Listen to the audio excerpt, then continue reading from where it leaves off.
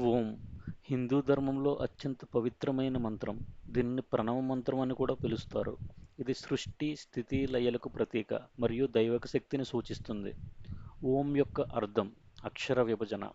ఆ సృష్టికర్త బ్రహ్మ, ఊ సంరక్షకుడు విష్ణు, మా విధ్వంసకుడు శివ. నాదం ఓంకార ధ్వని, అనంతమైన బ్రహ్మాండ శక్తి. వేదాల ప్రకారం ఋగ్వేదంలో ఓంకారాన్ని అన్నిటికీ మూలమని పేర్కొంటారు. ఉపనిషత్తులు దీనిని బ్రహ్మస్వరూపంగా చెప్పాయి. ఓం మంత్రం ప్రాముఖ్యత: ధ్యానం మరియు ఆధ్యాత్మిక శాంతి. ఓం జపించడం వల్ల మనస్సు శాంతి చెందుతుంది. యోగా మెడిటేషన్లో ఓంకార ధ్వని మనస్సును ఏకాగ్రత వైపు చూపిస్తుంది. దైవిక శక్తి: ఓం అనేది శివ, విష్ణు, బ్రహ్మల త్రిమూర్తుల ఐక్యతను సూచిస్తుంది. దీనిని పఠించడం వల్ల పాపాలు తొలగిపోతాయని పురాణాలు చెబుతున్నాయి. మంత్రాల మూలం: అనేక మంత్రాలు గాయత్రి మంత్రం, మహామృత్యుంజయ మంత్రం ఓంకారంతో మొదలవుతాయి.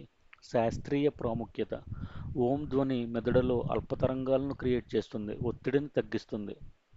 ఓం జపించే పద్ధతి: కుడి చేత్తో జ్ఞానముద్ర వేసి ధ్యానంలో కూర్చోండి.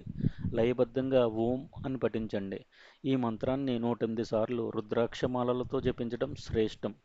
ఓం నమ శివాయ లేదా ఓం నమో నారాయణాయ వంటి మంత్రాలతో పూజలు, జపాలు ప్రారంభిస్తారు. తెలుగులో ఓం యొక్క ఆధ్యాత్మిక సందేశం: ఓం అనేది ఆత్మ మరియు పరమాత్మ ఐక్యతను తెలియజేస్తుంది. ఇది మనిషిని మోక్ష మార్గానికి దారితీసే మంత్రం.